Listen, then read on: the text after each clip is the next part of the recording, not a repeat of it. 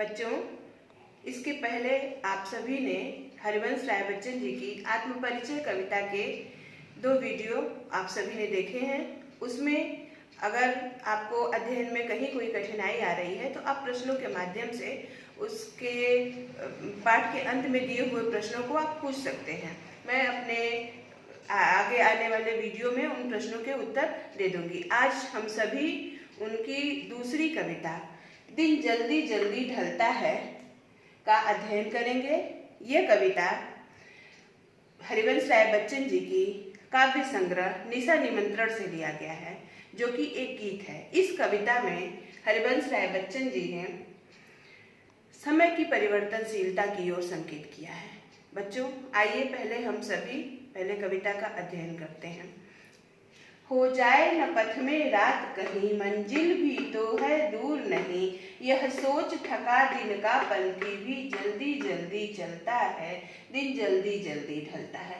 इस पूरी कविता को कवि ने 3 पैराग्राफ में लिखा है, जिसमें एक पैराग्राफ में कवि किसी राही पंथी का तात्पर्य होता है राही, यानी किसी राहगीर का वर्णन करता है। दूसरे पैराग्राफ में वो एक चिड़िया का वर्णन करता है और तीसरे पैराग्राफ में वो कवि स्वयं अर्थात मनुष्य का वर्णन करता है और वो कहना चाहता है कि समय परिवर्तनशील है, समय किसी के लिए नहीं रुकता है। यदि हम समय की गति को भांप करके अपने कर्म में निरत रहते हैं तो हम अपने जीवन में सफल होते हैं, और यदि हम अपने कर्म को समझने में, अपने समय की गति को पकड़ने में हम असफल हो जाते हैं तो यह समय किसी के लिए प्रतीक्षा नहीं करता और समय निकल जाता है। उसके बाद पश्चाताप के अलावा कुछ भी हमारे हाथ में नहीं रहता। कहा ही गया है, जैसा कि विद्वानों ने कहा है,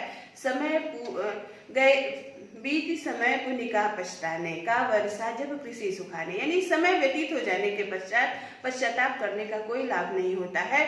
और यदि वर्षा कृषि का समय समाप्त हो गया है तो असमय होने वाली वर्षा से कृषि को कोई लाभ नहीं होता है। बच्चों, आइए हम सब पढ़ते हैं हरिवंश राय बच्चन जी की लिखी हुई कविता दिन जल्दी जल्दी ढलता है। प्रस्तुत पंक्तियों का बार बार कवि ने पुनरावृत्ति की है। बार बार पुनरावृत्ति करने के कारण इस कविता में निरंतर गतिशीलता का समावेश हो गया है। दिन जल्दी जल्दी ढलता है, इस पंक्ति को बार बार प्रयुक्त करने का तात्पर्य कवि का समय की परिवर्तनशीलता की ओर इशारा करने का है। हो जाए न पथ में रात कहीं, मंजिल भी तो है दूर नहीं, यह सोच थका दिन का पंथी भी जल्दी जल्दी चलता है, दिन जल्दी जल्दी ढलता है। कवि कहता है कि एक मजदूर या राहगीर अपने प्रातःकाल अपने लक्ष्य की ओर, अपनी मंजिल की ओर, अपने कर्म में निरत रहने के लिए, अपनी आजीविका के लिए, अपने परिवार के भरण पोषण के लिए या अपने लक्ष्य की प्राप्ति के लिए, आप जो भी चाहें इसका अर्थ आप ले सकते हैं। एक व्यक्ति, एक राहगीर जैसे मनुष्य इस जीवन में निरंतर इस जीवन पथ पर एक पथिक ही है, तो यदि वो अपनी दिनचर्या प्रारंभ से शुरू करता है तो वो एक जीवन की पथ पर एक पथिक की भांति कार्य करता है। तो उसी तरह से यहाँ पर एक राहगीर का अर्थ है यात्री। एक पथिक अपनी दिनचर्या का प्रारंभ करता है, वो अपने लक्ष्य की ओर निरंतर अग्रसर होता है। दिन भर कठिन परिश्रम करने के पश्चात जब उसे उसकी मंजिल अभी दिखाई नहीं देती, दिन भर अथक परिश्रम करने के पश्चात जब वो थक हार जाता है तो उसे अपने घर की याद आती है, उसे अपने लक्ष्य का बोध होता है, और तब वो अपने लक्ष्य की ओर थके दिन भर के अथक परिश्रम के कारण जो उसके कदम जो है थकान से बोझिल हो गए रहते हैं, उसका शरीर शिथिल हो गया रहता है, परंतु ज्यों ही उसे अपने घर की याद आती है या अपने लक्ष्य का स्मरण होता है कि घर में हमारा लक्ष्य क्या है, घर में हमारी प्रतीक्षा में लोग होंगे, इसका स्मरण होते ही वह अपनी दिन भर की सारी थकान को भूल जाता है और शीघ्रता से अपने लक्ष्य प्राप्ति की ओर सजग होता है, वो अपने लक्ष्य की ओर चलता है।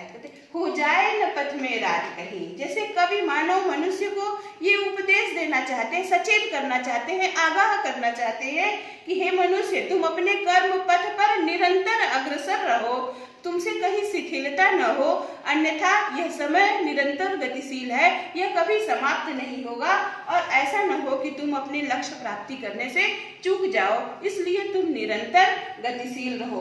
मंजिल भी तो है दूर नहीं, कवि आश्वासन भी देता है कि हे पथिक, हे राहगीर, हे यात्री, तुम परिश्रम करो, तुम्हारी मंजिल दूर नहीं है। यदि समय को ध्यान में रखते हुए सही दिशा में अथक परिश्रम किया जाए तो लक्ष्य को आसानी से प्राप्त किया जा सकता है। इस तरह की प्रेरणा देता है। कवि कहते हैं कि और फिर जब वो दिन भर परिश्रम करते करते थक जाता है तो उसे स्मरण होता है अपने लक्ष्य का। तो कहते यह सोच थका दिन का पंछी भी जल, दिन भर का थका हारा पंछी जब वो थक जाता है, उसके शरीर शिथिल हो जाते हैं, परंतु उसे ज्यों ही अपने लक्ष्य का स्मरण होता है वह शीघ्रता करता है। दिन जल्दी जल्दी, यह समय गतिशील है, समय परिवर्तनशील है, दिन व्यतीत हो रहा है, ज्यों ही उसे अपने लक्ष्य का बोध होता है वो दिन भर की सारी थकान भूल करके शीघ्रता से अपने लक्ष्य की ओर, अपने उद्देश्य की ओर चलने लगता है। दूसरे पैराग्राफ में समय की गतिशीलता को दूसरे उदाहरण के माध्यम से कवि हम सभी के सामने प्रस्तुत करते हैं। बच्चों, चिड़िया के माध्यम से वो इस कविता को स्पष्ट करना चाहते हैं और समय की गतिशीलता को रेखांकित करते हैं।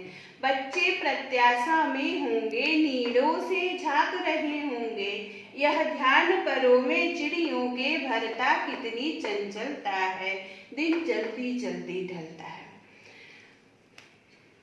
जैसे चिड़िया सुबह प्रातःकाल ही अपने भोजन की तलाश में दूर अनंत आकाश में विचरण करती है।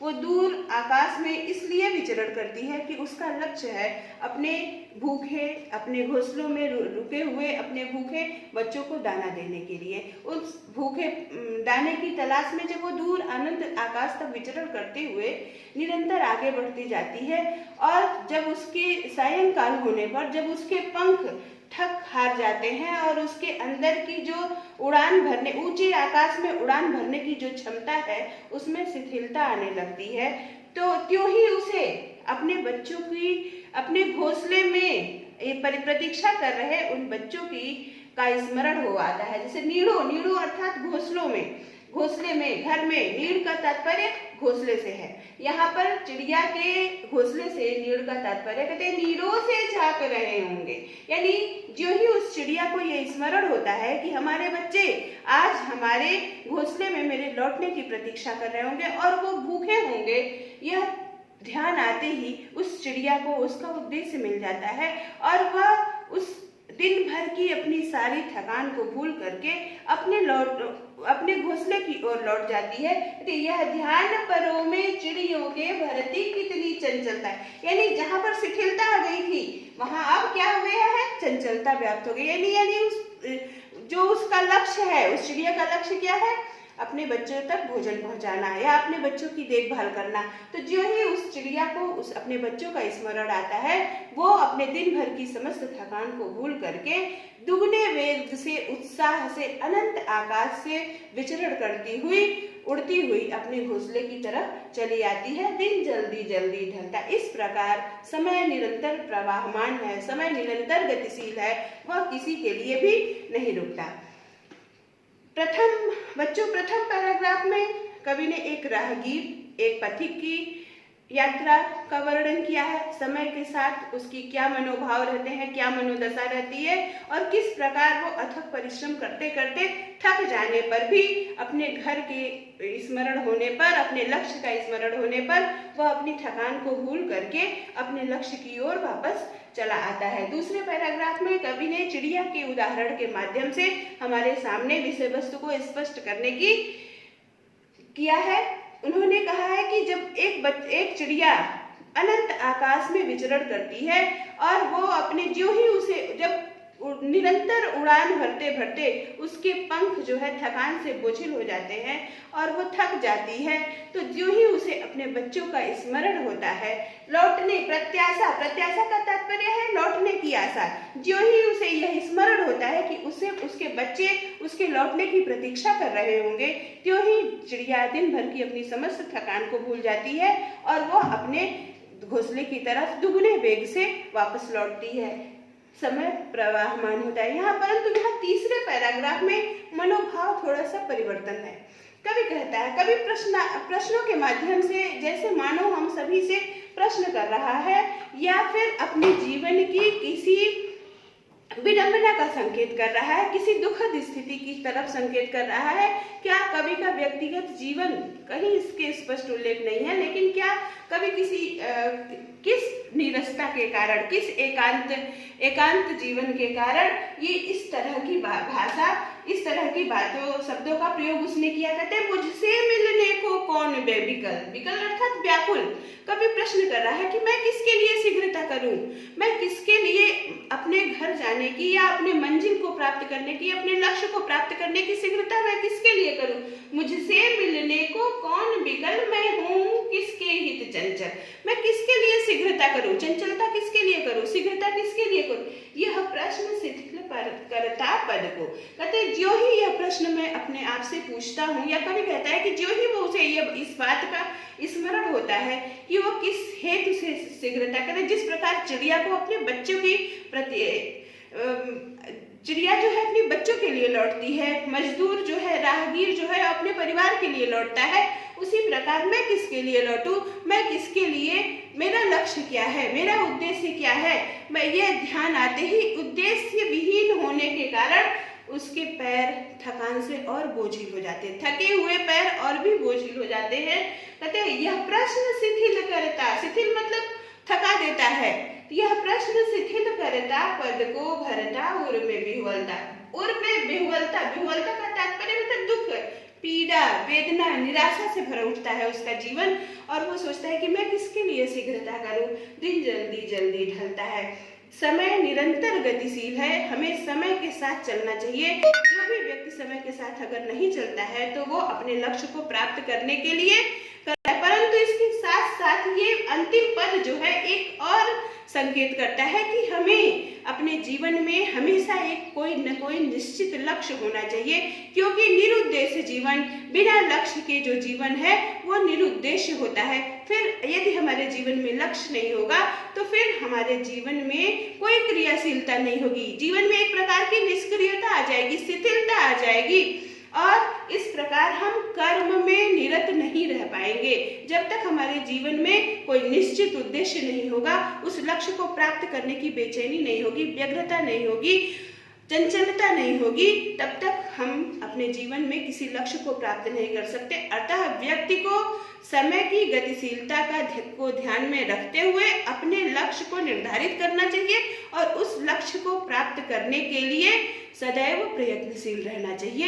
यही संदेश इस कविता के माध्यम से देना चाहता है। बच्चों, ये पूरी कविता कवि के एक काव्य संग्रह निशा निमंत्रण में एक गीत शीर्षक से उद्धृत है। इस पूरी कविता में, छोटी सी कविता है, एक गीत के माध्यम से कवि ने विभिन्न मनोदशाओं में व्यक्ति की मनोभाव का चित्रण किया है। व्यक्ति उद्देश्य रहित जीवन कोई जीवन नहीं होता। यदि व्यक्ति का जीवन बिना उद्देश्य के है तो उसके जीवन का कोई अर्थ नहीं है, कोई मूल नहीं है।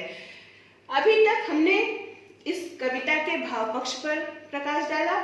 अब इस कविता के बच्चों, किसी भी कविता का जो भाव पक्ष है वो उस कविता की आत्मा होती है, परंतु कविता का शरीर जो होता है वो उसका काव्य पक्ष होता है। हमारी परीक्षाओं में काव्य पक्ष को विभिन्न शब्दों के माध्यम से पूछे जाते हैं, जैसे शिल्प सौंदर्य, काव्य सौष्ठव, कला पक्षीय विशेषताएं, इन सब शीर्षकों से प्रश्न पूछे जाते हैं। तो अभी तक हमने इस कविता के भाव पक्ष पर प्रकाश डाला है, आगे हम इस कविता के शिल्प पक्ष पर प्रकाश डाल देंगे। शिल्प सौंदर्य पर ध्यान दीजिए आप सभी। पूरे पैराग्राफ में बार बार दिन जल्दी जल्दी ढलता है, पूरे वाक्यांश की बार बार पुनरावृत्ति हुई है और इस वाक्यांश के द्वारा कवि समय की गतिशीलता का वर्णन करता है। तो पहला पद, सबसे महत्वपूर्ण विशेषता तो इस कविता की यही है कि संपूर्ण कविता में समय की गतिशीलता का वर्णन हुआ है। आप इस प्रकार लिख सकते हैं कि पूरी कविता में कवि हरिवंश राय बच्चन ने समय की गतिशीलता पर प्रकाश डाला है। फिर दूसरा, व्यक्ति को सदैव कर्म में निरत रहने की प्रेरणा देता है। कहते हैं कि हो जाए न मंजिल भी तो दूर नहीं, यह सोच थका दिन का पंछी भी जल्दी जल्दी चलता है, दिन जल्दी जल्दी ढलता है। यानी पंथी अर्थात राहगीर, पथिक निरंतर चलता रहता है, अर्थात व्यक्ति को सदैव कर्म में निरत रहना चाहिए। तो पूरी यहाँ इन पंक्तियों में कवि व्यक्ति को कर्म में निरत रहने की प्रेरणा देता है। नेक्स्ट पैराग्राफ में यह चिड़ियों का वर्णन किया है। बच्चे प्रत्याशा में होंगे, नीड़ों से झांक रहे होंगे, या ध्यान परों में चिड़िया के भरती कितनी चंचलता है। यानी एक चिड़िया के अंदर जो मातृवत भाव है, जो वात्सल्य भाव है, वो इन पंक्तियों में व्यक्त हुआ है। तो आप इसको इस प्रकार लिखेंगे कि चिड़ियों का बच्चों के प्रति वात्सल्य भाव का चित्रण किया है कवि ने।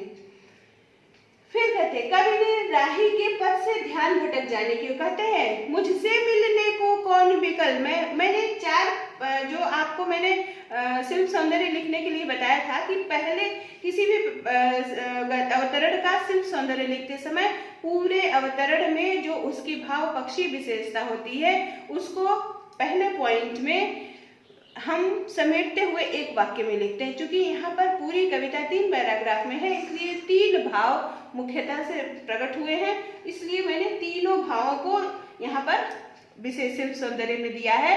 आप परीक्षा में जो पैराग्राफ आपकी व्याख्या के लिए आता है उसके अनुसार इसमें से आप भाव पक्ष की विशेषता के लिए चुनाव कर सकते हैं।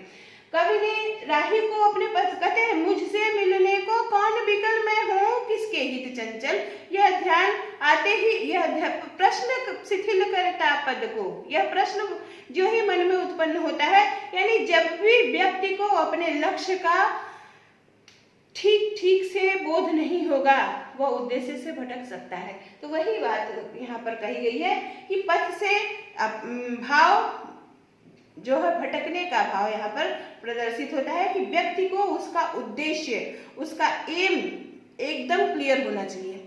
जब व्यक्ति के सामने उसका लक्ष्य जब तक उसको सामने नहीं रहेगा तब तक उस लक्ष्य को प्राप्त करने के लिए उचित दिशा में, उचित समय में प्रयत्न, उचित शक्ति के अनुसार प्रयत्न नहीं करेगा। यानी जब तक उसको उसका लक्ष्य क्लियर नहीं रहता है वो उस लक्ष्य को प्राप्त करने का प्रयास भी ठीक ढंग से नहीं कर पाता है।